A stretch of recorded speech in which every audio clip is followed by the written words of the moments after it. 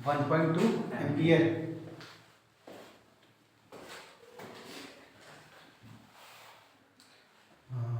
हो गया बाकी का? ये दोनों सीरीज में 10 के साथ ये 5 पैरेलल कितना आ जाएगा? 1/5 + 1/10 एलसीएम 10। यहाँ पे 2 + 1 3, तो 3/10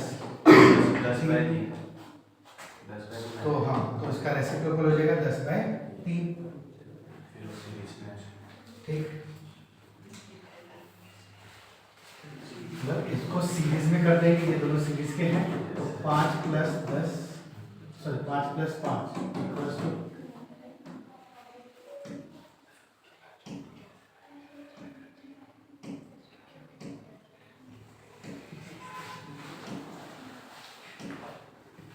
5 + 5 = 10 ओम। फिर नया सर्किट जो अब बनेगा कुछ यूं,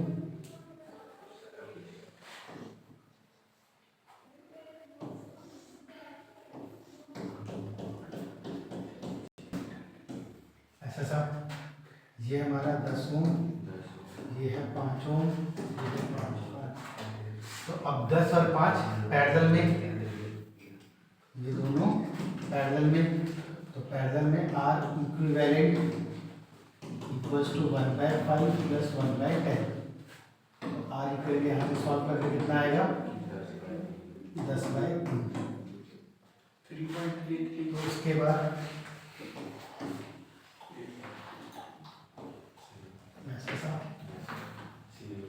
सीरीज में आ जाएगा। यहाँ पे तो सिंपल वायर में आ जाएगा।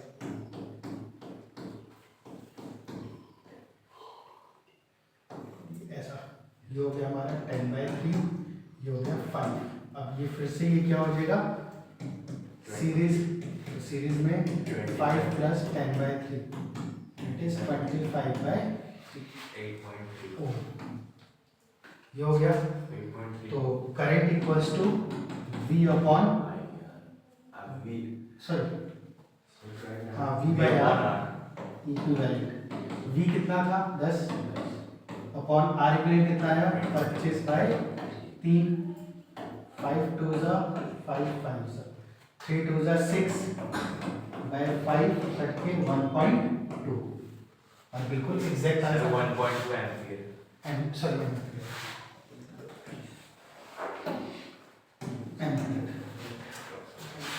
ठीक,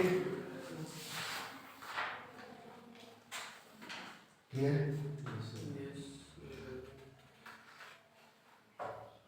समझ में आया? क्लियर है? चलो नेक्स्ट टॉपिक खत्म करते हैं। हो गया इतना? अगला है डोमेस्टिक वायरिंग और इलेक्ट्रिक सर्किट। घरों में कौन सा इलेक्ट्रिक सर्किट यूज करेंगे? पैरेलल में। क्या एडवांटेज रहेगा पैरेलल का? वोल्टेज कांस्टेंट रहेगा। एडवांटेज ऑफ पैरेलल क्या होगा? पहला क्या बोल सकते हैं? जो ओवरऑल वोल्टेज होगा वो कांस्टेंट होगा। यस, सिंपल सा, constant voltage of all the appliances। दूसरा, individual appliances will have own switch। हाँ, individual switches, separate switch। ठीक है, किसके लिए? ऑन ऑफ करने के लिए। अगला कॉस्ट कटिंग सर। हाँ, कॉस्ट कटिंग। Cost cutting. हाँ सर, कॉस्ट कटिंग सस्ता होगा। सस्ता, मतलब बिजली बिल सस्ता पड़ेगा। तो सस्ता नहीं बोलेंगे ना इसमें, इसमें बोलेंगे ओवरऑल रेजिस्टेंस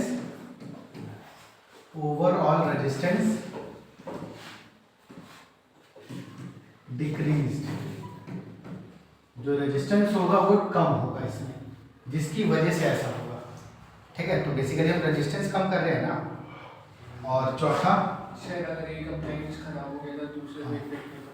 हाँ, अगर एक अप्लायंस कोई भी डिफेक्ट आ जाता है, if the defect in any one appliances then other क्या होगा, keep on working, ठीक है, प्रॉपर्ली, ठीक है। तो जो आगे चल के इसके बाकी जो होंगे उसके ऊपर कोई इफेक्ट नहीं पड़ेगा, ठीक। ये 4 एडवांटेज है और इसी को कह सकते हो कि सीरीज का डिसएडवांटेज है, ठीक है। जो पैरेलल का एडवांटेज होगा वो सीरीज का कहीं ना कहीं डिसएडवांटेज ही चला जाएगा। सर अगर ठीक है, सीरीज और पैरेलल पूछ लिया तो दोनों को समझाना है, नहीं पूछेंगे, ठीक है सर। बस ये पता होना चाहिए इनमें से कोई एक आधा एमसीक्यू के फॉर्म में चाहे इनडायरेक्टली फॉर्म में पूछ लेंगे, ठीक है। Yes sir. नेक्स्ट है अगला जो नेक्स्ट पावर। पावर क्या होता है? पावर क्या होता है? Rate flow of doing work, ठीक, रेट ऑफ डूइंग वर्क, ठीक है। रेट का मतलब टाइम, ठीक है, काम यानी काम कितने टाइम में हो रहा है, कोई पर्टिकुलर काम कितने देर में हो रहा है उसी को रेट ऑफ डूइंग वर्क है। तो पावर जो होता है वर्क डन अपॉन टाइम होता है, ठीक। अब जो ये एसआई यूनिट अगर देखें, SI unit of power is joule पर सेकेंड और इसी को क्या बोलते हैं? What, represented by capital W, ठीक है।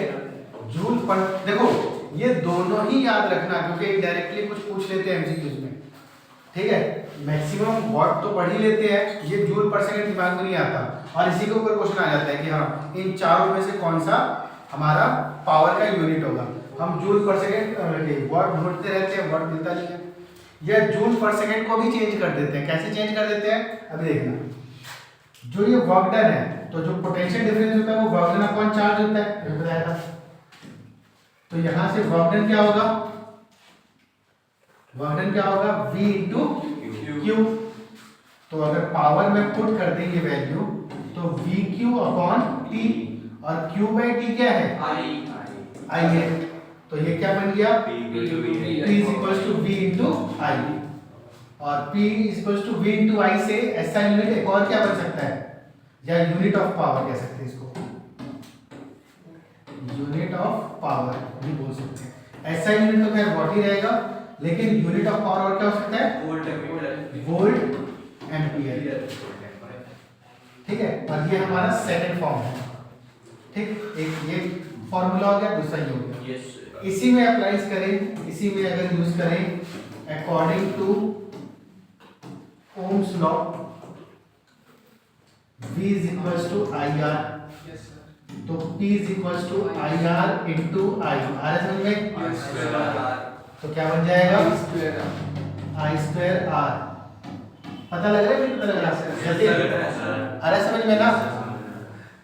ठीक है, अगर नहीं आएगा तो बता देना, कुछ अगर दिक्कत आ रहा हो तो, सिंपल सी बात है, ठीक है। तो P is equals to I square R, यहाँ से क्या है यूनिट बन जाएगी, यहाँ से यूनिट क्या बन सकती है पावर की? I को हम V स्क्वायर अपना यूनिट ऑफ पावर, ये कहां से आया? Very good. V equal to I था ओम्स लॉ, तो इसकी वैल्यू मैंने यहाँ पुट कर दी, और ये तो V की जगह इतना पुट हुआ ना, और I तो है ही पहले, तो दो बार I आता है तो I स्क्वायर बन जाएगा, तो I स्क्वायर इंटू R। तो यूनिट ऑफ पावर एक और क्या बन सकता है? एम्पियर स्क्वायर ओम, ठीक, यानी A स्क्वायर ओम, ऐसा ये भी कहीं ना कहीं यूनिट बनती है, ठीक।